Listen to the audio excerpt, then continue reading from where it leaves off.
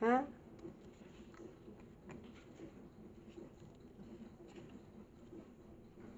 Dingding tayo ba? Dito mga gilid-gilid niya. Madumi na rin kasi eh.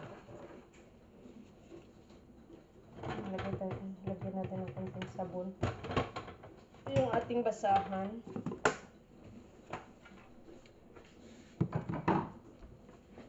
Punasan natin yung mga dingding.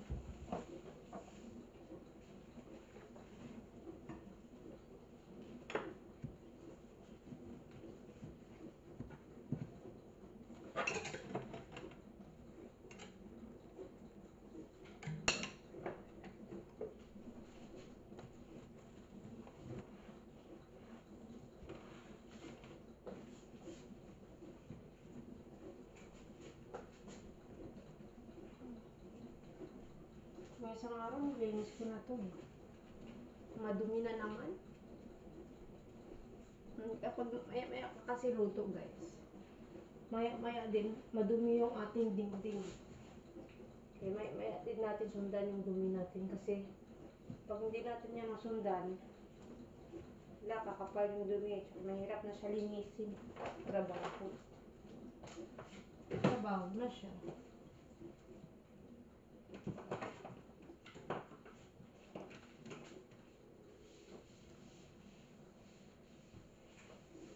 Tama. Gilid-gilid ng ating dingding. Linisin natin. Ayan.